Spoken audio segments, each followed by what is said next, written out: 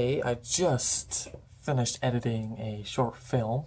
Now the short film unfortunately does have copywritten music, so what that means is that it can only be viewed on your laptop or other PC, MacBook, whatever it may be, which sucks. Today I want to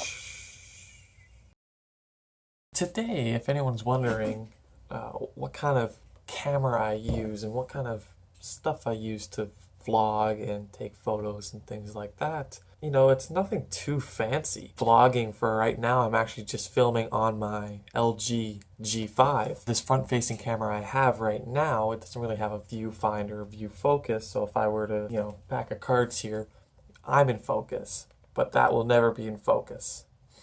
So that's one of the downsides of it, but other than that, you know, it's a fantastic phone. 8 megapixels right now.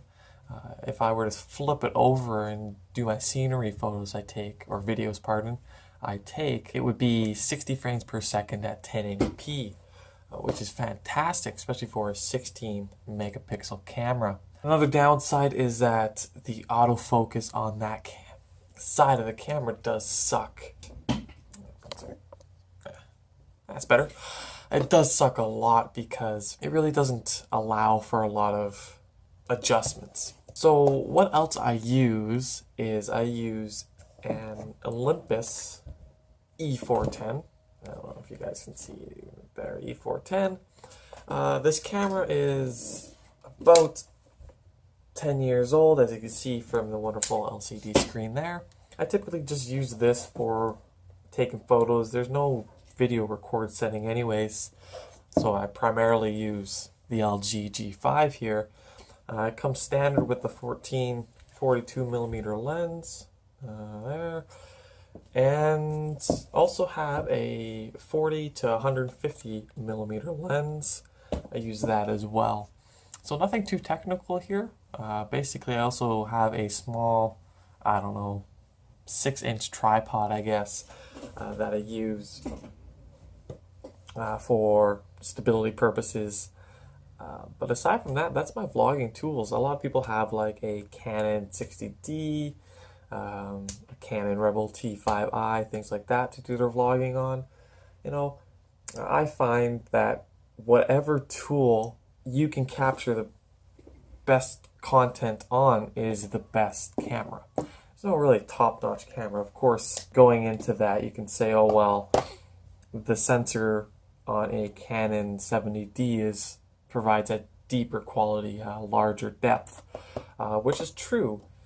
But if you're comfortable with shooting with a phone, if you're comfortable shooting with a 10-year-old 10 megapixel Olympus, I feel like that's the tools that you could use. You don't need anything much fancier than that, and that's the perks of vlogging, is that it's an amateur craft. Of course, you can make a professionalism to it and add, say, music, cinematography, quick cuts, things like that. But in large part, vlogging's amateur craft. Nothing needs to be exciting.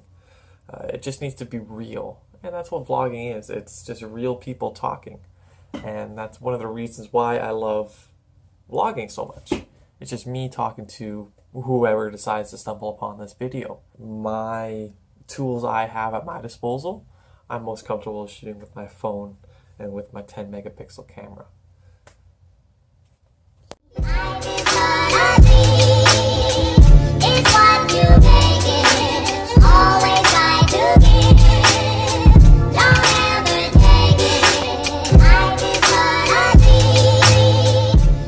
Of course, I would always love a Canon 70D or whatever it may be, because in large part, you can't really do too much, I guess, with a phone that doesn't have a decent viewfinder. But at the same time, there's a part of me that's like, well, it adds a little bit of an extra quirk to it. So that's basically why, or basically how I vlog. I mean, my brother just kind of comes and goes as he pleases. Again, I do most of the editing. He does most of the social stuff. But nothing too exciting.